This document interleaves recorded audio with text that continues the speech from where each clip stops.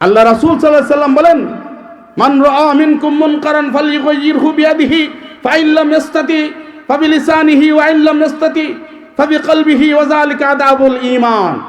আল্লাহ রাসূল সাল্লাল্লাহু আলাইহি সাল্লাম বলেন, হে আমার উম্মতেরা, তোমরা যদি ঈমানদার হও, তোমাদের ঈমানের পর্যায়টা জেনে নাও। তোমার সামনে কেউ যদি কোনো অন্যায় করে, তোমার সামনে কেউ যদি অপরাধ করে, তোমার সামনে কেউ যদি জুলুম করে, তুমি হাত দ্বারা প্রতিহত করো। যদি না পারো তুমি জবান দ্বারা প্রতিবাদ করো। তাও যদি না পারো, এর প্রতিবাদ করার জন্য, এই অন্যায় উৎখাত করার জন্য, এই অপরাধ জুলুম দূর করার জন্য তুমি পরিকল্পনা করো। তোমার এই পরিকল্পনাটুকু, সৎ ইচ্ছাটুকু যদি তোমার না থাকে, তুমি ঈমানদার নও। এইটাই ঈমানের সর্বনিম্ন স্তর। আজকে আমাদের অবস্থা, দেশ গুল্লায় যাচ্ছে, আর আমরা বলি কি হয় হোক, আমার কি, আমার বাপের কি। এই হাদিস অনুযায়ী আল্লাহ রাসূল সাল্লাল্লাহু আলাইহি সাল্লাম বলেন, হুব্বুল ওয়াতনি মিনাল ঈমান, দেশপ্রেম হলো ঈমানের অঙ্গ। যার দিলের মধ্যে দেশের মহব্বত নাই, দেশের ভালোবাসা নাই, ওই লোকটা নিজেকে কখনো ঈমানদার দাবি করতে পারে না। সে বাঙালি দাবি করতে পারে, বাংলাদেশি দাবি করতে পারলেও ঈমানদার দাবি করতে পারে না। আজকে যারা দেশের সম্পদ লুটপাট করে, দেশের ক্ষতি করে, অন্য দেশে বেগম প্লাজা বানায়, আল্লাহর কসম এদের দিলে ঈমানের থাকার কোনো সম্ভাবনা নাই। যদি ঈমান থাকতো, একজন ঈমানদার দেশের কোনো ক্ষতি করতে পারে না, একজন ঈমানদার দেশের সম্পদ লুট করতে পারে না, একজন ঈমানদার দেশকে ধ্বংসের জন্য চেষ্টা করতে পারে না।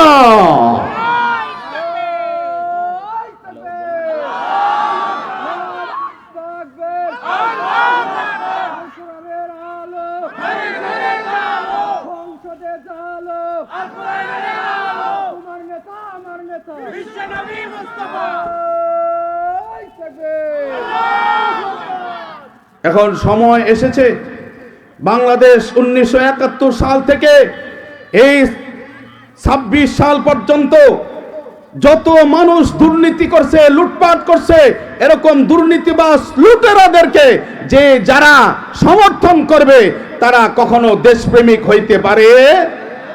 কেউ যদি দেশকে ভালোবাসে, এই দেশের প্রতি ইঞ্চি মাটি, দেশের প্রত্যেকটা সম্পদ হেফাজত করার চেষ্টা তাকে করতে হবে।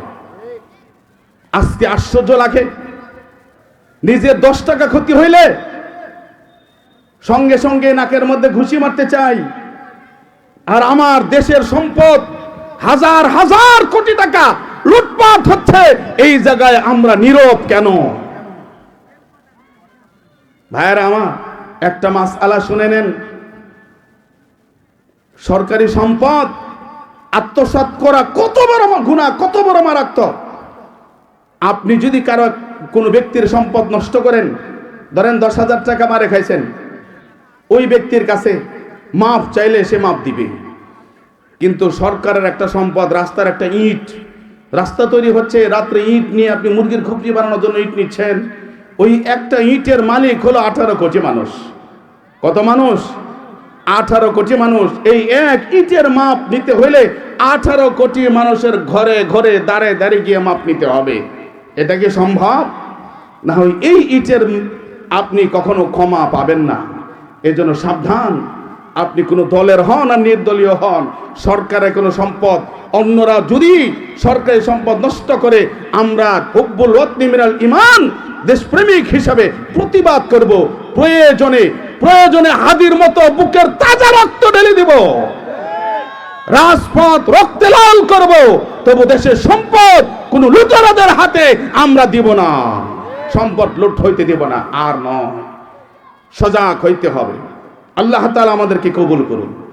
পয়গম্বর আরবি সাল্লাল্লাহু আলাইহি সাল্লাম মসজিদে নববীতে বসা, পয়গম্বর ওয়াজ করতেছেন, সাহাবায়ে কেরাম শ্রোতা, সাহাবায়ে কেরাম ওয়াজ শুনতেছেন। পয়গম্বর বলেন, আমার উম্মতেরা, ও আমার কলিজার টুকরা সাহাবারা, তোমরা কি বলতে পারো কোন লোকটা অসহায়, কোন লোকটা সবচাইতে নিঃস্ব? সাহাবারা বলেন, ইয়া রাসূলুল্লাহ, ইয়া হাবিবাল্লাহ, যার টাকা নাই, পয়সা নাই, মাল নাই, দৌলত নাই, বাড়ি নাই, ঘর নাই, ওই লোকটাই তো হলো নিঃস্ব, ওই লোকটাই হলো অসহায়। পয়গম্বর বলেন, না না না, ও আমার কলিজার টুকরা সাহাবারা, তোমরা যা বুঝেছো তা নয়।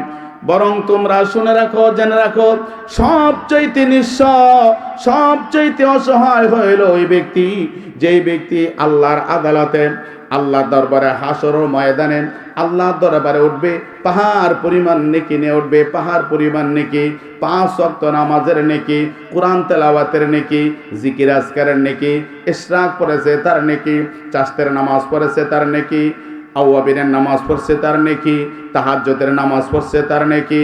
এমন করে সারা জীবন অনেক ইবাদত করেছে, ইবাদত করতে করতে করতে করতে পাহাড় পরিমাণ নেকির বোঝা ভারী করেছে, পাহাড় পরিমাণ নেকি নিয়ে আল্লাহর দরবারে উঠবে, হাসরের ময়দানে পাহাড় পরিমাণ নেকি নিয়ে উঠবে, কিয়ামতের দিন পাহাড় পরিমাণ নেকি নিয়ে উঠবে। সে খুশিতে আত্মহারা হয়ে যাবে, কারণ তার পুঁজি অনেক, তার অনেক পুঁজি আছে। পরকালের পুঁজি হলো নেকি, দুনিয়ার পুঁজি যেমন টাকা, পরকালের পুঁজি হলো নেকি, পাহাড় পরিমাণ নেকি আছে, ঠেকায় কে? আজকে আমাদের সমাজে বহু মানুষ আছে, একবার দিনাজপুরে 1 লক্ষ কোটিপতি, আমার দৃষ্টিতে আমার মনে হয় যে কয়েকশো কোটি টাকার মালিক, একদিন আমাকে জড়ায় ধরে কাঁদতেছি।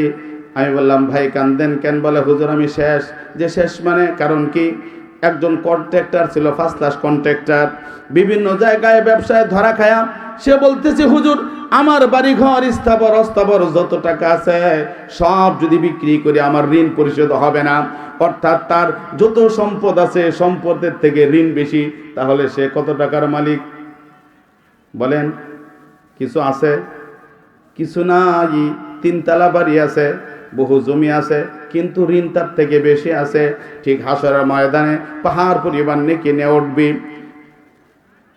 হক্কাল হুকুকুল্লাহ, আল্লাহর হক আদায় করেছে, কিন্তু হুকুকুল ইবাদ, বান্দার হক নষ্ট করেছে। সে যখন পাহাড় পরিমাণ নেকি নিয়ে উঠবি, পয়গম্বর আরবি সাল্লাল্লাহু আলাইহি ওয়াসাল্লাম বলেন, হকদারের হক নষ্ট করেছে একজন একজন চলে আসবে। একজন আসে বলবে, আল্লাহ দুনিয়ার জমিনে আমাকে থাপ্পড় মারছিল, প্রতিশোধ নিতে পারে নাই, আজকে প্রতিশোধ চাই। আল্লাহ বলবেন, যা, তোকে যেই পরিমাণ কষ্ট দিছে এই পরিমাণ নেকি নিয়ে তুই চলে যা। আরেকজন আসে বলবে, আল্লাহ আমাকেও শটাইছিল, তুইও নেকি নিয়ে যা। আরেকজন আসে বলবে, আল্লাহ আমাকেও মারছিল, তুইও নেকি নিয়ে যা। আরেকজন আসে বলবে, আল্লাহ আমাকে গালি দিছিল, বলবে তুইও নেকি নিয়ে যা। আরেকজন আসে বলবে, আমার টাকা মারে দিছিল, বলবে তুইও নেকি নিয়ে যা। এইভাবে করে যত মানুষের হক নষ্ট করছে, যত মানুষের সঙ্গে খারাপ আচরণ করছে, হকদারের একজন একজন করে আস্তে আস্তে আস্তে আস্তে তার পাহাড় পরিমাণ নেকি দিতে দিতে দিতে দিতে এক সময় নেকি শেষ হয়ে গেছে, আর কোনো নেকি বাকি না। একটু মনোযোগ দেন, এটা কিন্তু অনেক গুরুত্বপূর্ণ ওয়াজ। ওয়াজ 2 প্রকার। কিছু ওয়াজ আছে মজা লাগে, কাজে লাগে না। মজা লাগে, কাজে লাগে না। আমি যে কথাগুলো বলতেছি কাজে লাগার জন্য, মজা লাগুক আর না লাগুক কাজে লাগবে। ভাইরা আমার, বন্ধুরা আমার, দুনিয়ার মধ্যে দেখবেন কত মানুষের হক নষ্ট করে। এটা যে হক নষ্ট, এটা অনুমানই করতে পারে না, এটাকে হক নষ্ট করার মনেই করে না। আমি একবার পীরগঞ্জ যাচ্ছিলাম মাহফিল করতে, ট্রেনে দোলন চাপায়, তে বাদাম, একজন বাদাম বিক্রি করতেছে, বাদাম বাদাম বাদাম। আমি চিন্তা করলাম যাইতে হবে তো, আমার 1.5 ঘন্টা বাদাম খাই, যে খুঁজে দেখি কোন জায়গায় বাদামওয়ালা পিছন থেকে আসতেছে। আমি বললাম দেখি বাদাম কেমন, দেখি সবগুলা বাদাম প্যাকেট করা, ঠুঙ্গার ভিতরে ঢুকায় রাখছে। তাই বললাম, আমি তো তোমার বাদাম দেখাই যায় না, ভালো না মন্দ বুঝবো কেমনে? বলতেছে, হুজুর বাদামের যে দাম, এই 10 টাকার বাদাম চায়, মাপতে মাপতে 5 টাকার খায়া ফেলায়। 10 টাকার বাদাম দিতে বলে, ওজন করতে করতে প্যাকেট করতে করতে 5 টাকার বাদাম খায়া ফেলায়। এই ভয়ে আমি সব বাদামগুলো প্যাকেট করে রাখছি, নিলে নেও না নিলে নেই। বুঝতে পারছেন? হাসির খোরাক দেই নাই। ও ভাই, আপনি বাদামওয়ালার কাছে বাদাম কিনতেছেন, 10 টাকার বাদাম মাপতে মাপতে আপনি একটা বাদাম খাইছেন। এই এক বাদামের জন্য আল্লাহর আদালতে আসামির কাঠগড়ায় দাঁড়াইতে হবে। এক বাদামের হক তাকে দিতে হবে। একবার নতুন বাজারে, আপনাদের নতুন বাজারে, আমি এক বেগুনওয়ালা বেগুন বিক্রি করতেছে, আমি গেছি বেগুন কেনার জন্য। তা আমার আগে আরেক ভদ্রলোক বেগুন কিনতেছে। বেগুন কিনতেছে, 1 কেজি বেগুন তিনি কিনলেন, বেচারা 1 কেজি ওজন করলো। পুরো আমি দেখলাম 1 কেজির আরো পার হয়ে গেল, কারণ বেগুন তো ছোট জিনিস না, কমপক্ষে 10-20 গ্রাম হইলেও বেশি হয়ই, কম কিন্তু দেয় না, একটু বেশি হয়েছে। এরপরেও ভদ্রলোক আরো একটা বেগুন, যখন বেগুনটা উঠাইছে ব্যাগের মধ্যে ঢুকাবে, আরেকটা বেগুন ঢুকায় দিছে, আরেকটা বেগুন ঢুকায় দিছে। লোকটাকে আমি মোটামুটি চিনি, মানে ভালো করে না চিনলেও মোটামুটি ফেস চিনা। তা আমি বললাম, ভাই আপনি করলেনটা কি? বললো, হুজুর বেগুন কিনলাম। আমি বলছি, বেগুন তো কিনেন নাই, আপনি তো জাহান্নাম কিনছেন, আপনি জাহান্নাম কিনছেন। এই যে একটা বেগুন আপনি অতিরিক্ত ঢুকায় দিয়েছেন, এই এক বেগুনই আপনাকে জাহান্নামে নিয়ে যাবে। আপনি তো তার পারমিশন নেন নাই, সে লজ্জায় বেগুনটা নামায়ও নিতে পারতেছে না, কিন্তু আল্লাহর আদালত সে ছাড়বে না। লোকটা আমার উপর বিরক্তই হয়ে গেল, ব্যাগ থেকে একটা বেগুন নামায় দিয়ে সোজা চলে গেছে। সে রাগ হোক আর বিরক্ত হোক, এটা আমার দায়িত্ব ছিল বলা। ভাইরা আমার, বন্ধুরা আমার, আল্লাহর আদালত চূড়ান্ত আদালত, যাররা যাররা হিসাব আল্লাহর আদালতে হবে।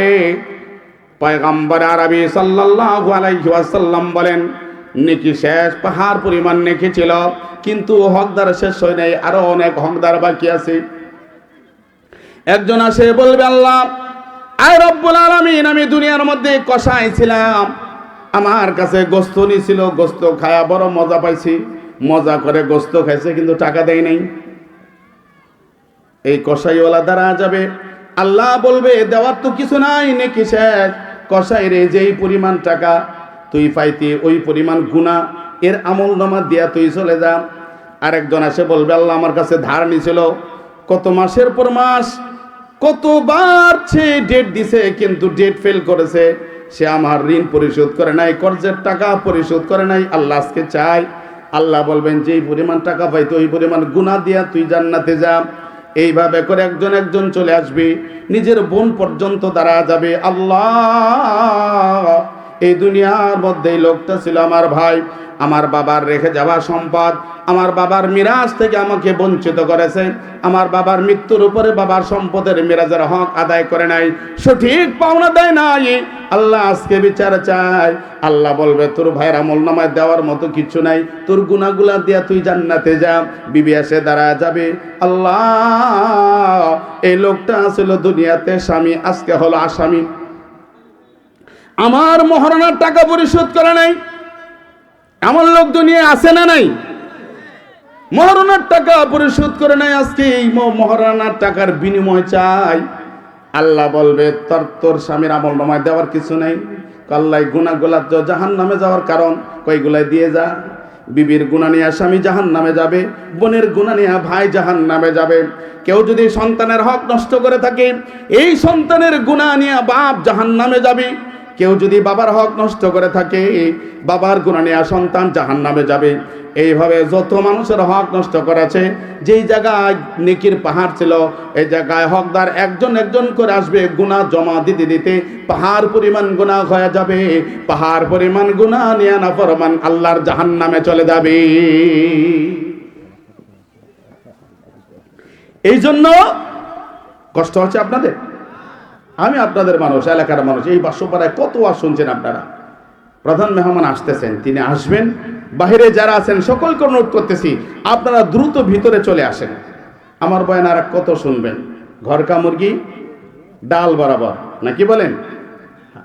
ভাইয়েরা আমার, বন্ধুরা আমার, এই জন্য হকুকুল ইবাদ, বান্দার হক নষ্ট করলে আল্লাহ মাফ দিবে না।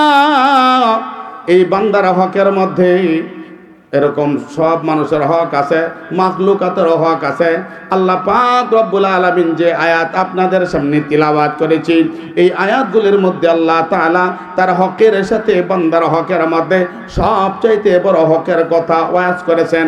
আল্লাহ তাআলা 6টা আদেশ করেছেন। কয়টা আদেশ? জোরে বলেন কয়টা? আবার বলেন কয়টা? জোরসে বলেন 6টা। ও ভাইরা আমার, বন্ধুরা আমার, 1 নম্বর আল্লাহ তাআলা তার হকের কথা বলছেন। 2 নম্বর আল্লাহ তাআলা বান্দার হকের কথা বলছেন। বান্দার হকের মধ্যে সবচাইতে বড় হক আল্লাহ পাক রব্বুল আলামিন বলেন, ওয়া বিল ওয়ালিদাইনি ইহসানা। এই দুনিয়ার মধ্যে ম্যাক্সিমাম আজকে এই সমস্যা, বাবা মার হক সন্তানরা আদায় করে না, আছে না নাই? মায়ের হক আদায় করে না, বাবার হক আদায় করে না।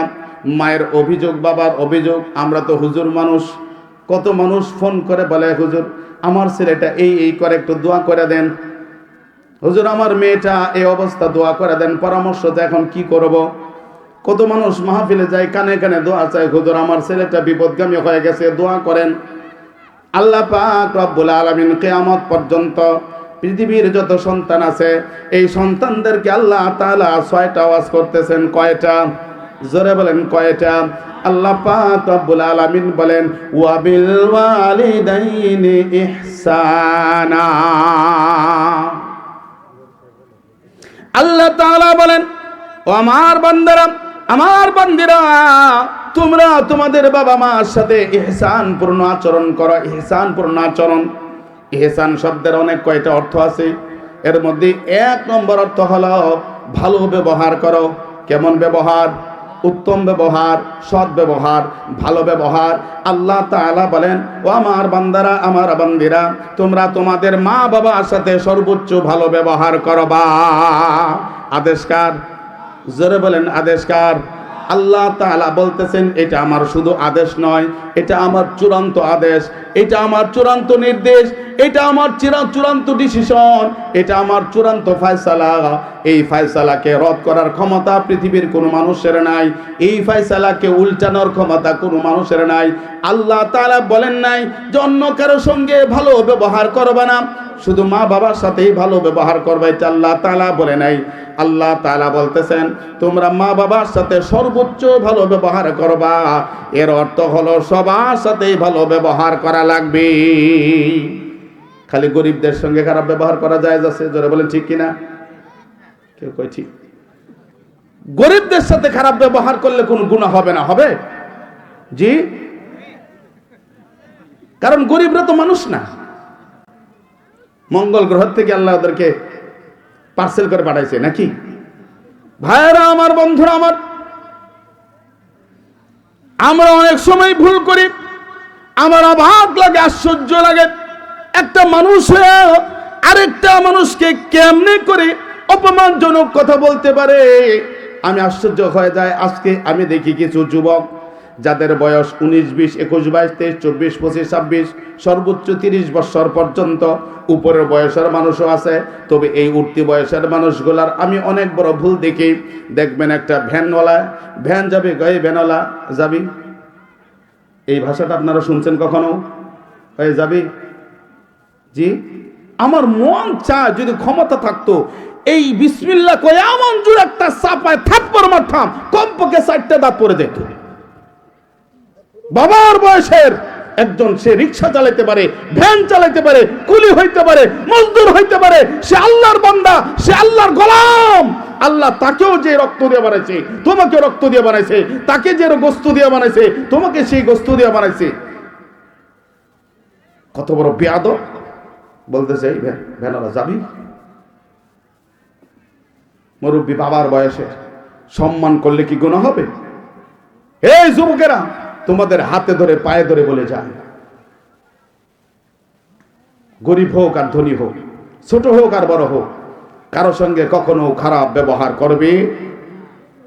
আল্লাহ রাসূল সাল্লাল্লাহু আলাইহি ওয়াসাল্লাম বলেন, আল্লাহ রাসূল সাল্লাল্লাহু আলাইহি ওয়াসাল্লাম বলেন, হে আমার উম্মতেরা শুনে রাখো, জেনে রাখো, যে ছোটদেরকে স্নেহ করে না, বড়দেরকে সম্মান করে না, আর আলেমদেরকে তাজিম করে না, সে আমার উম্মতেই না, সে আমার উম্মত থেকে খারেজ, সে আমার উম্মতের অন্তর্ভুক্ত না। এই জন্য ছোট বড় সবার সাথে ব্যবহার ভালো করতে হবে, গরিব হোক আর ধনী হোক। পারবো না ইনশাআল্লাহ? পয়গম্বর আরবি সাল্লাল্লাহু আলাইহি ওয়াসাল্লাম বলেন, আমার উম্মতেরা, ও আমার উম্মতেরা শুনে রাখো, জেনে রাখো, কেউ যদি কারো সঙ্গে একবার ভালো ব্যবহার করে, একবার ভালো ব্যবহারের এত দাম, এত সম্মান, সে গরিব হোক আর ধনী হোক, কালো হোক আর ফর্সা হোক, যেই বংশের হোক না কেন, পরিচিত হোক আর অপরিচিত হোক, যেই হোক না কেন, যদি একবার ভালো ব্যবহার করে আল্লাহ তাআলা তো খুশি হয়ে যায়। পয়গম্বর বলেন তার আমল নামায় রাত ভর ইবাদত করার সব দিয়ে দেয়। রাত ভর ইবাদত করার সব আল্লাহ তাআলা দিয়ে দেন। ভালো ব্যবহার করতে কি টাকা লাগে নাকি? আপনি ভ্যানে উঠবেন, আসসালামু আলাইকুম চাচা কেমন আছেন, বাসুপাড়া যাব, চলেন যাই। এই যে একটু বললেন চাচা কেমন আছেন, বাসুপাড়া যাব, চলেন যাই। এই ভালো ব্যবহার করতে কয়টা টাকা খরচ হয়েছে? অথচ সারা রাত ইবাদত করার নেকি আল্লাহ তাআলা দিয়ে দিয়েছে। ইচ্ছা করলে সারাদিন মানুষের সঙ্গে ভালো ব্যবহার করা যায়, কিন্তু আমাদের অবস্থা হলো খালি খাই খাই অবস্থা। আল্লাহ তাআলা জানা দেন সবার সাথেই ভালো ব্যবহার করতে হবে, তবে সবচেয়ে ভালো ব্যবহার মা বাবার সাথে করতে হবে। পয়গম্বর বলেন কারো সঙ্গে যদি একবার ভালো ব্যবহার করো আল্লাহ তাআলা আমল নামায় সারা রাত ইবাদত করার সব দান করবেন। পয়গম্বর আরবি সাল্লাল্লাহু আলাইহি সাল্লাম বলেন আমার উম্মতেরা শুনে রাখো, জেনে রাখো, কিয়ামতের দিন তোমার আমল যখন ওজন হবে, এই আমলের মধ্যে সবচেয়ে বেশি ওজন হবে ওই আমল যেটা তুমি মানুষের সঙ্গে ভালো আচরণ করেছো, ভালো ব্যবহার করেছো, উত্তম আখলাক, উত্তম ব্যবহার। এই আমলটা মিজানের পাল্লায় সবচাইতে বেশি ওজনদার হবে, সবচেয়ে বেশি ওজন হবে। এজন্য সবার সাথেই ভালো ব্যবহার করব, কারোর সঙ্গে খারাপ ব্যবহার। আজকের এই মাহফিলের এটা একটা সবক। এই মাহফিল, এই ওয়াজ মাহফিল আমি মনে করি এটা বার্ষিক একটা ক্লাস।